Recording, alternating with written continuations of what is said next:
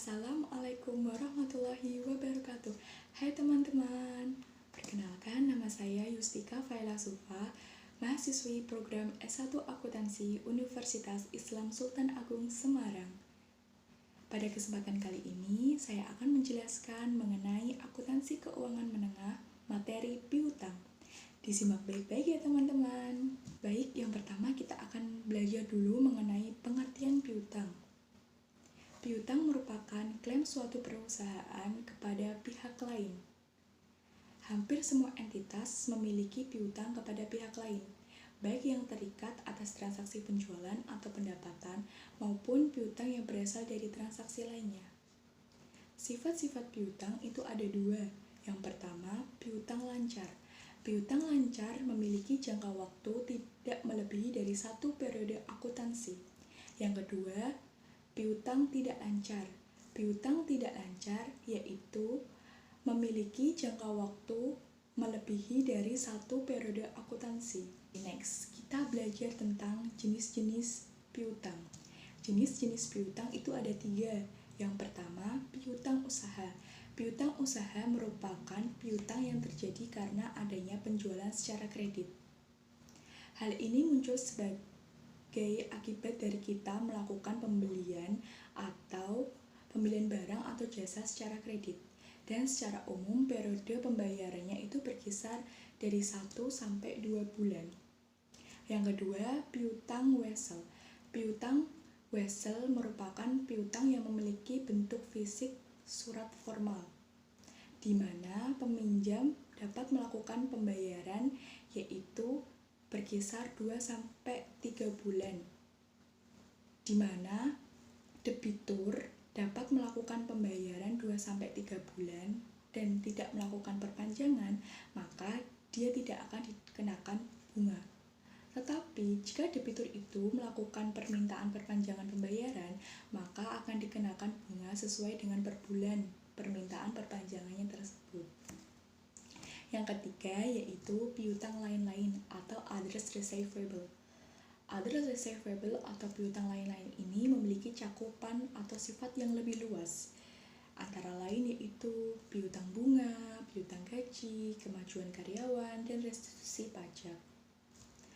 Karena memiliki cakupan yang lebih luas, maka piutang lain-lain ini dicatat terpisah di neraca. Oke, next kita akan belajar mengenai pengakuan piutang dagang atau recognition of account receivable.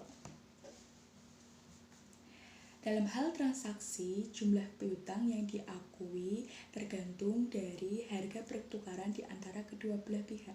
Harga pertukaran di sini itu besarnya hutang dari yang berhutang atau pelanggan atau peminjam ini. Hal tersebut berdasarkan bukti atau atas faktur transaksi tersebut. Ada 2 metode yang digunakan dalam pengakuan piutang ini. Yang pertama yaitu metode kotor atau gross method, di mana piutang ini dicatat sebesar total penjualan tanpa dikurangi dengan potongan atau diskon, meskipun di situ terdapat potongan atau diskon.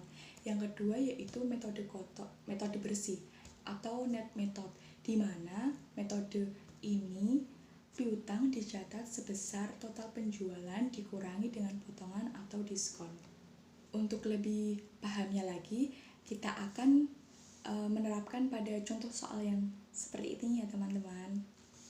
Oke, pada tanggal 1 Maret 2021, PT Bersinar Indah melakukan penjualan secara kredit dengan syarat 2/10 N/30 sebesar 10 juta.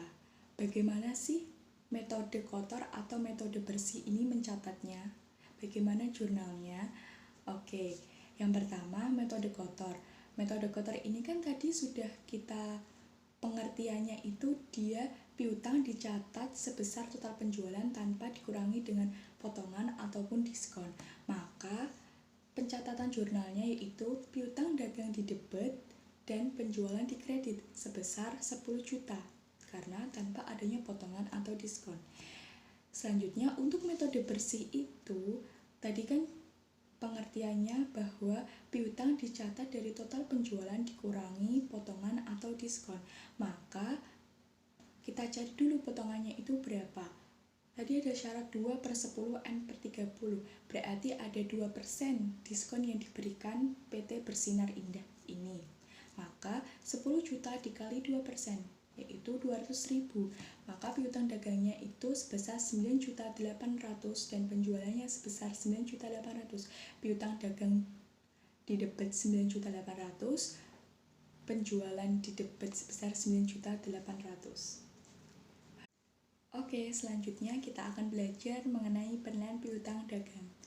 Pada akhir tahun nanti akan dilakukan penilaian terhadap piutang di neraca, di mana besarnya piutang itu didasarkan pada piutang yang dapat tertagih.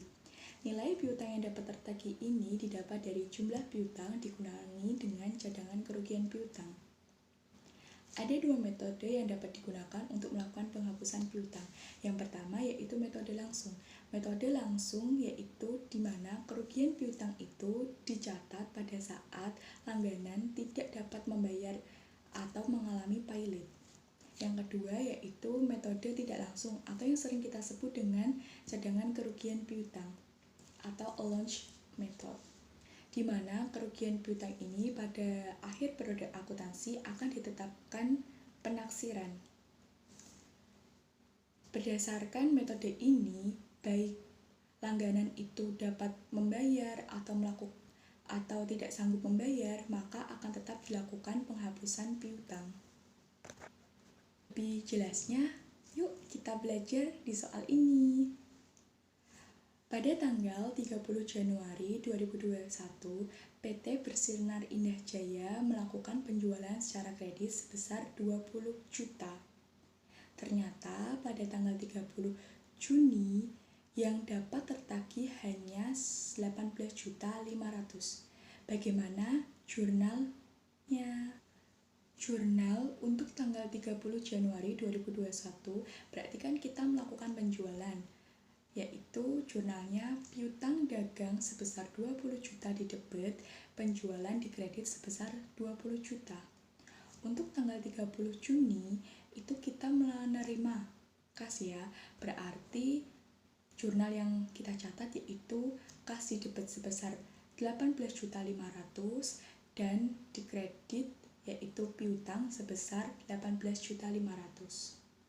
Tadi kan ada kata-kata sisanya tidak dapat tertagih, maka sisa yang tidak dapat tertagih ini kita catat sebagai jurnal piutang tak tertagih. Untuk akunnya yaitu beban piutang tak tertagih sebesar 1.500.000 di debit dan piutang sebesar 1.500.000. Oke, selanjutnya kita akan membahas mengenai contoh soal metode tidak langsung atau metode cadangan kerugian piutang. Disimak baik-baik ya teman-teman. Perbedaan antara soal yang tadi dengan soal yang sekarang yaitu pada soal sekarang itu terdapat asumsi penaksiran sebesar 5% dari total penjualan. Untuk jurnalnya, yuk kita bahas bareng-bareng. Untuk jurnal penjualannya sama dengan metode langsung yaitu piutang dagang sebesar 20 juta di debit dan penjualan di kredit sebesar 20 juta. Perbedaannya itu di sini teman-teman. Kalau di metode langsung itu tidak ada jurnal cadangan kerugian. Kalau di metode tidak langsung itu ada jurnal cadangan kerugian karena ada asumsi penaksirannya tadi.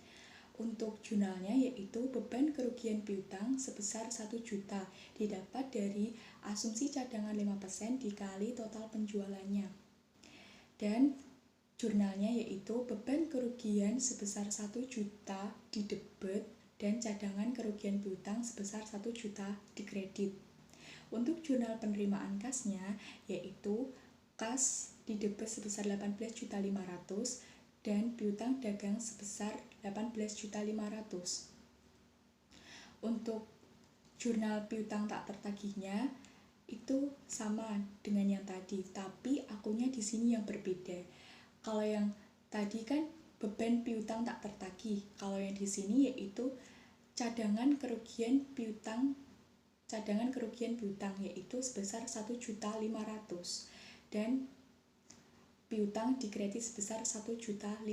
Sekian yang dapat saya jelaskan mengenai materi piutang. Apabila teman-teman masih ada yang bingung atau masih ada yang perlu dipertanyakan lagi, teman-teman dapat menulis di kolom komentar di bawah ini ya teman-teman. Jangan lupa like, komen, share, dan subscribe. Wassalamualaikum warahmatullahi wabarakatuh.